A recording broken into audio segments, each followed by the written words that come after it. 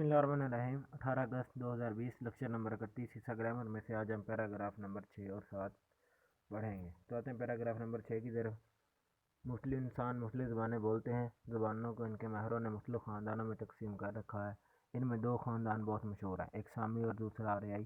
सामी ख़ानदान में अरबी और इब्रानी वगैरह ज़बानें शामिल हैं। आरियाई ख़ानदान में ना सिर्फ पाकिस्तान और हिंदुस्तान की बहुत सी ज़बानें शामिल हैं, बल्कि यूनानी, इतालवी, जर्मन, फ्रांसी और अंग्रेज़ी ज़बानों का शुमार भी इसी ख़ानदान में होता है। दरअसल आरियाई ख़ानदान ज़बानों का बहुत बड़ा ख़ानदान है और इसका सिलसिले का कोई दूसरा ख़ानदान इसकी वसअत की बराबरी नहीं कर सकता। ज़बानों के आरियाई ख़ानदान की शआएँ पाकिस्तान, हिंदुस्तान, ईरान, इंग्लिस्तान और यूरोप के मुख्तलिफ ममालिक तक फैली हुई हैं। अब आते हैं सवालात की तरफ। सवाल नंबर 1, ज़ुबान के दो मशहूर ख़ानदान कौन कौन से हैं? जवाब, दुनिया में ज़ुबानों के दो ख़ानदान पाए जाते हैं, वो दर्ज झैल हैं, सामी ख़ानदान, आरियाई ख़ानदान। सवाल नंबर 2, अरबी और अंग्रेज़ी किस ख़ानदान से तल्लुक़ रखती हैं? अरबी ज़ुबान का तल्लुक़ सामी ख़ानदान से, जबकि अंग्रेज़ी ज़ुबान का तल्लुक़ आरियाई ख़ानदान से है। आरियाई ख़ानदान की जिन ज़बानों के ऊपर जिक्र किया गया उनके नाम लिखें। आरियाई ख़ानदान की जिन ज़बानों के ऊपर तज़किरा किया गया वो दर्ज झैल हैं, यूनान, इतालवी, जर्मन, फ्रांसीसी, अंग्रेज़ी। दुनिया के कौन से ममालिक ऐसे हैं जहाँ आरियाई ख़ानदान की ज़बानें बोली जाती हैं? जवाब, वो ममालिक जहाँ आरियाई ज़बान की ख़ानदान बोली जाती हैं वो दर्ज झैल हैं, पाकिस्तान, हिंदुस्तान, यूनान, इटली, जर्मनी, फ्रांस, बरतानिया। हमारी कौमी ज़बान किस ख़ानदान से तल्लुक़ रखती है? हमारी कौमी ज़बान का तल्लुक़ आरियाई ख़ानदान से है।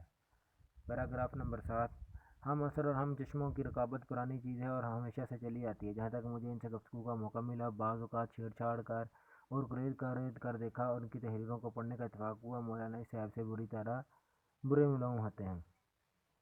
ज़ाहिद ने मौलाना शिबली की किताब पर कैसे अच्छे तबसरे लिखे हैं। जो बातें काबिल तारीफ़ थीं उनको दिल खोल कर दाद दी है, मगर इन बुज़ुर्गों में से किसी ने मौलाना की किसी किताब के मतलब कुछ नहीं लिखा। लाहौर में करना हाईराइट के ज़ेर हिदायत जो जदीद रंग के मुशायरे हुए उनमें ज़ादो हाली लोगों ने तब आज़माई की।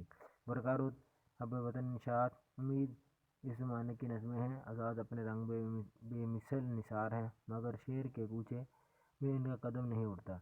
लेकिन मौलाना की इंसाफ पसंदी मुलाहिज़ा कीजिए कि कैसे साफ लफ्ज़ों में इस नई तहरीक का सहरा ज़ात के सर बांधा है। सवाल नंबर 1, इस इबारत का अनुमान तहरीर कीजिए। इस इबारत का अनुमान है मौलाना हुसैन अली की इंसाफ पसंदी। इस इबारत में मौलाना से कौन मुराद है? इस इबारत में मौलाना से मुराद मरूफ शहर अल्ताफ़ हुसैन अली हैं। मौलाना किस ऐब से बरी थे? मौलाना अल्ताफ़ हुसैन अली को अपने हम असरों से रकाबत ना थी, रकाबत के ऐब से बरी थे।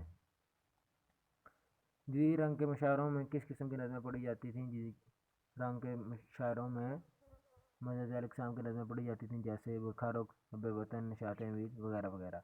नसार के मानी लिखे हैं। नसार के अरबी ज़ुबान का लफ्ज़ है जिसका मतलब नसर निगार यानी नसर लिखने वाला, मगर शेर के कूचे में उनका कदम न जमता था कि मैनी बताइए।